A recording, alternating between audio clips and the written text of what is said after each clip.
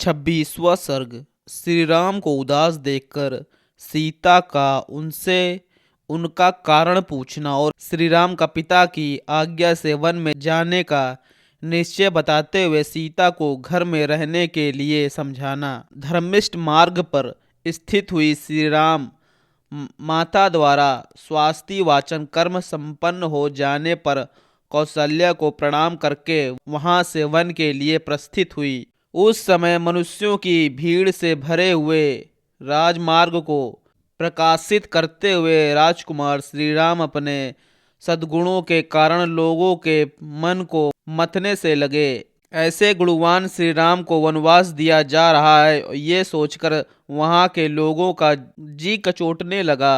तपस्विनी विदेह नंदिनी सीता ने अभी तक वह सारा हाल नहीं सुना था। उनके हृदय में यही बात समाई हुई थी कि मेरे पति का युवराज पद पर अभिषेक हो रहा है। विदेह राजकुमारी सीता साम्यक कर्तव्यों तथा राजधर्मों को जानती थी, अतः देवताओं की पूजा करके प्रसन्न चित्त से श्री राम के आगमन की प्रतिज्ञा कर रही थी। इतने में ही श्री राम ने अपने भली भांति सजे सजाए अंतःपुर में, जो प्रसन्न मनुष्यों से भरा हुआ था, प्रवेश किया।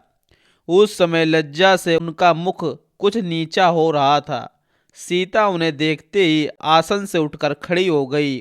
उनकी अवस्था देखकर कांपने लगी और चिंता से व्याकुल इंद्रियों से अपने उन शोक संतप्त पति को निहारने लगी। धर्मात्मा श्री राम सीता को देखकर अपने मानसिक शोक का वेग सहन न कर सके, अतः उनका वह शोक प्रकट हो गया। उनका मुख उदास हो गया था, उनके अंगों से पसीना निकल रहा था। वे अपने शोक को दबाए रखने में असमर्थ हो रहे थे।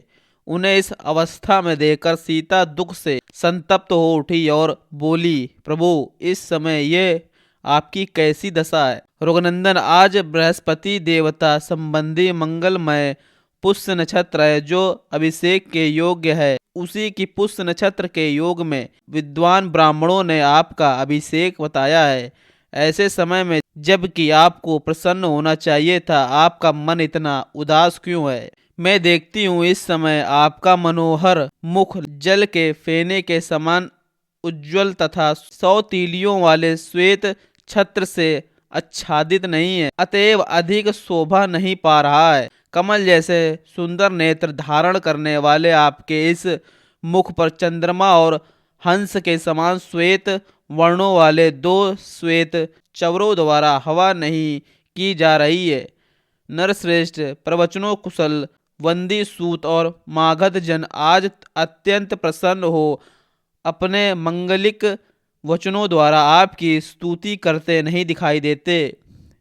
वेदों के पारंगत विद्वान ब्राह्मणों ने आज मूर्धा अभिषिक्त हुए आपके मस्तक पर तीर्थोदक मिश्रित मधु और दधी के विधि पूर्वक अभिषेक नहीं किया। मंत्री, सेनापति आदि सारी प्रकृतियां वस्त्र भूषणों से विभूषित मुख्य मुख्य सेठ साहूकार तथा नगर और जनपद के लोग आज आपके पीछे पीछे चलने की इच्छा नहीं कर रहे हैं। इसका क्या कारण है? सुनहरे साज बाजे से सजे हुए चारों वेगशाली घोड़े से जूता हुआ श्रेष्ठ पुष्परथ पुष्प भूषित केवल ब्राह्मणों योगी रथ आज आपके आगे आगे क्यों नहीं चल रहा है? वीर, आपकी यात्रा के समय समस्त शुभ लक्षणों से प्रशंसित तथा काले मेघ वाले पर्वतों के समान विशाल काय तेजस्वी गजराज आज आपके आगे क्यों नहीं दिखाई देते हैं? प्रिय दर्शन वीर, आज आपके स्वर्ण जटित भद्रासन को सादर हाथ में लेकर अग्रगामी सेवक आगे जाता क्यों नहीं दिखाई देता? जब अभिषेक की सारी तैयारी हो चुकी है, ऐसे समय में आपकी ये क्या दशा हो रही है? आपके मुख की कांति उड़ी हुई है, ऐसा पहले कभी नहीं हुआ था। आपके चेहरे पर प्रसन्नता का कोई चिन्ह नहीं दिखाई देता है, इसका क्या कारण है? इस प्रकार विलाप करती हुई सीता से रघुनंदन श्री राम ने कहा, सीते, आज पूज्य पिताजी मुझे वन में भेज रहे हैं। महान कुल में उत्पन्न धर्म को जानने वाली तथा धर्मपरायणे जनक नंदिनी जिस कारण ये वनवास आज मुझे प्राप्त हुआ है वह क्रमशः बताता हूँ, सुनो। मेरे सत्य प्रतिज्ञ पिता महाराज दशरथ ने माता कैकेयी को पहले कभी 2 महान वर दिए थे। इधर जब महाराज के उद्योग से मेरे राज्याभिषेक की तैयारी होने लगी तब कैकेयी ने उस वरदान की प्रतिज्ञा को याद दिलाया और महाराज को धर्मता अपने काबू में कर लिया। इसी से विवश होकर पिताजी ने भरत को तो युवराज के पद पर नियुक्त कर दिया और मेरे लिए दूसरा वर स्वीकार किया, जिसके अनुसार मुझे 14 वर्ष तक दंडकारण्य में निवास करना होगा। इस समय मैं निर्जन वन में जाने के लिए प्रस्थान कर चुका हूँ और तुमसे मिलने के लिए यहाँ आया हूँ। तुम भरत के समीप कभी मेरी प्रशंसा न करना, क्योंकि समृद्धशाली पुरुष दूसरे की स्तुति नहीं सहन कर पाते हैं। इसीलिए कहता हूँ कि तुम भरत के सामने मेरे गुणों की प्रशंसा न करना। विशेषता तुम्हें भरत के समक्ष अपनी सखियों के साथ भी बारंबार मेरी चर्चा नहीं करनी चाहिए, क्योंकि उनके मन के अनुकूल बर्ताव करके ही तुम उनके निकट रह सकती हो। सीते, राजा ने उन्हें सदा के लिए युवराज पद दे दिया, इसीलिए तुम्हें विशेष प्रयत्न पूर्वक उन्हें प्रसन्न रखना चाहिए, क्योंकि अब वे ही राजा होंगे। मैं भी पिताजी की उस प्रतिज्ञा का पालन करने के लिए आज ही वन को चला जाऊंगा। मनस्विनी, तुम धैर्य धारण करके रहना। कल्याणिनी, निष्पाप सीते, मेरे मुनिजनों सेवित वन को चले जाने पर तुम्हें प्रायः व्रत और उपवास में संलग्न रहना चाहिए। प्रतिदिन सवेरे उठकर देवताओं की विधि पूर्वक पूजा करके तुम्हें मेरे पिता महाराज दशरथ की वंदना करनी चाहिए। मेरी माता कौशल्या को भी प्रणाम करना चाहिए। एक तो वे बूढ़ी हुई, दूसरी दुख और संताप ने उन्हें दुर्बल कर दिया है, अतः धर्म को ही सामने रखकर तुमसे वे विशेष सम्मान पाने के योग्य हैं। जो मेरी शेष माताएं हैं उनके चरणों में भी तुम्हें प्रतिदिन प्रणाम करना चाहिए, क्योंकि उत्कृष्ट प्रेम और पालन पोषण की दृष्टि से सभी माताएं मेरे लिए समान हैं। भरत और शत्रुघ्न मुझे प्राणों से भी बढ़कर प्रिय है, अतः तुम्हें उन्हें दोनों को विशेषता अपने भाई और पुत्र के समान देखना और मानना चाहिए। विदेह नंदिनी, तुम्हें भरत की इच्छा के विरुद्ध कोई काम नहीं करना चाहिए, क्योंकि इस समय वे मेरे देश और कुल के राजा हैं।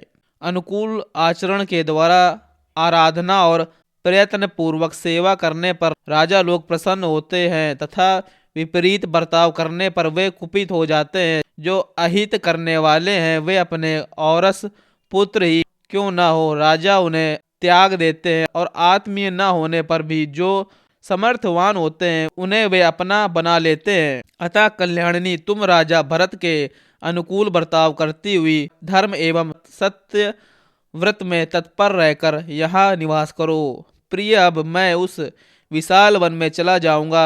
भामिनी, तुम्हें यही निवास करना होगा। तुम्हारे बर्ताव से किसी को कष्ट ना हो, इसका ध्यान रखते हुए तुम्हें यहाँ मेरी इस आज्ञा का पालन करते रहना चाहिए। श्री राम का ऐसा कहने पर प्रियवादिनी विदेह कुमारी सीता जी, जो सब प्रकार से अपने स्वामी का प्यार पाने योग्य थी, प्रेम से ही कुछ कुपित होकर पति से इस प्रकार बोली। नरेश, श्री राम आप मुझे ओछी समझकर ये क्या कह रहे हैं? आपकी ये बात सुनकर मुझे बहुत हंसी आती है। नरेश्वर, आपने जो कुछ कहा है वह अस्त्र शस्त्रों के ज्ञाता वीर राजकुमारों के योग्य नहीं है। वह अपयश का टीका लगाने वाला होने के कारण सुनने योग्य भी नहीं है। आर्य पुत्र, पिता माता, भाई पुत्र और पुत्र वधु, ये सब पूर्ण आदि कर्मों का फल भोगते हुए अपने अपने भाग्य शुभाशुभ कर्म के अनुसार जीवन निर्वाह करते हैं। पुरुष प्रवर केवल पत्नी ही अपने पति के भाग्य का अनुसरण करती है। अतः आपके साथ मुझे भी वन में रहने की आज्ञा मिल गई है। नारियों के लिए इस लोक और परलोक में एकमात्र पति ही सदा आश्रय देने वाला है। पिता, पुत्र, माता, सखियां तथा अपना ये शरीर भी उसका सच्चा सहयोगी नहीं है। रघुनंदन, यदि आप आज ही दुर्गम वन की ओर प्रस्थान कर रहे हैं तो मैं रास्ते के कुश और कांटों को कुचलती हुई आपके आगे आगे चलूंगी। अतः वीर, आप ईर्ष्या और रोष को दूर करके पीने से बचे हुए जल की भांति मुझे निशंक होकर साथ ले चलिए। मुझमें ऐसा कोई पाप अपराध नहीं है जिसके कारण आप मुझे यहाँ त्याग दें। ऊंचे ऊंचे महलों में रहना, विमानों पर चढ़कर घूमना अथवा अणिमा आदि सिद्धियों के द्वारा आकाश में विचरना, इन सब की अपेक्षा स्त्री के लिए सभी अवस्थाओं में पति के चरणों की छाया में रहना विशेष महत्व रखता है। मुझे किसी के साथ कैसा बर्ताव करना चाहिए, इस विषय में मेरी माता और पिता ने मुझे अनेक प्रकार से शिक्षा दी है। इस समय इसके विषय में मुझे कोई उपदेश देने की आवश्यकता नहीं है। अतः नाना प्रकार के वन्य पशुओं से व्याप्त तथा सिंहों और व्याघ्रों से सेवित उस निर्जन एवं दुर्गम वन में मैं अवश्य चलूंगी। मैं तो जैसे अपने पिता के घर में रहती थी उसी प्रकार उस वन में भी सुखपूर्वक निवास करूंगी। वहां तीनों लोकों के ऐश्वर्य को भी कुछ न समझती हुई मैं सदा पतिव्रत धर्म का चिंतन करती हुई आपकी सेवा में लगी रहूंगी। वीर, नियम पूर्वक रहकर ब्रह्मचार्य व्रत का पालन करूंगी और सदा आपकी सेवा में तत्पर रहकर आप ही के साथ मीठी मीठी सुगंधों से भरे हुए वनों में विचरूंगी।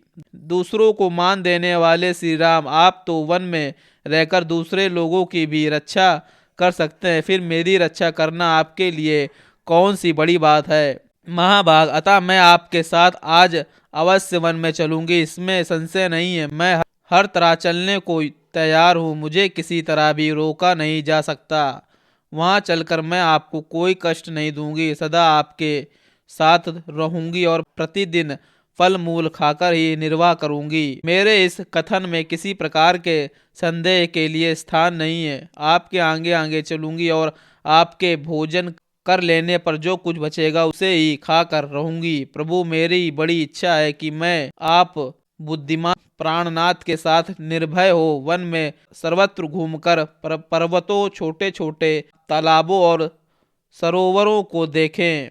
आप मेरे वीर स्वामी हैं, मैं आपके साथ रहकर सुखपूर्वक उन सुंदर सरोवरों की शोभा देखना चाहूंगी जो श्रेष्ठ कमल पुष्पों से सुशोभित है तथा जिनमें हंस और कांडव आदि पक्षी भरे रहते हैं। विशाल नेत्रों वाले आर्यपुत्र, आपके चरणों में अनुरुक्त रहकर मैं प्रतिदिन सरोवरों में स्नान करूंगी और आपके साथ वहां सब और विचरूंगी। इससे मुझे परम आनंद का अनुभव होगा। इस तरह सैकड़ों या हजारों वर्षों तक भी यदि आपके साथ रहना सौभाग्य मिले तो मुझे कभी कष्ट का अनुभव नहीं होगा। यदि आप साथ ना हो तो मुझे सर्वलोक की प्राप्ति भी अभिष्ट नहीं है। पुरुष सिंह रघुनंदन, आपके बिना यदि मुझे सर्वलोकों का निवास भी मिल रहा हो तो वह मेरे लिए रुचिकर नहीं हो सकता, मैं उसे लेना नहीं चाहूंगी।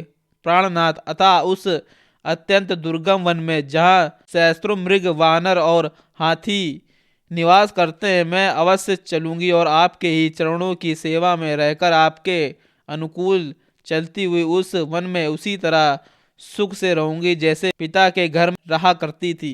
मेरे हृदय का संपूर्ण प्रेम एकमात्र आपको ही अर्पित है, आपके सिवा और कहीं मेरा मन नहीं जाता। यदि आपसे वियोग हुआ तो निश्चय ही मेरी मृत्यु हो जाएगी, इसीलिए आप मेरी याचना सफल करें, मुझे साथ ले चले, यही अच्छा होगा। मेरे रहने से आप पर कोई भार नहीं पड़ेगा। धर्म में अनुरक्त रहने वाली सीता के इस प्रकार प्रार्थना करने पर भी नरेश श्री राम को उन्हें साथ ले जाने की इच्छा नहीं हुई। वे उन्हें वनवास के विचार से निवृत्त करने के लिए वहां के कष्टों का अनेक प्रकार से विस्तार पूर्वक वर्णन करने लगे।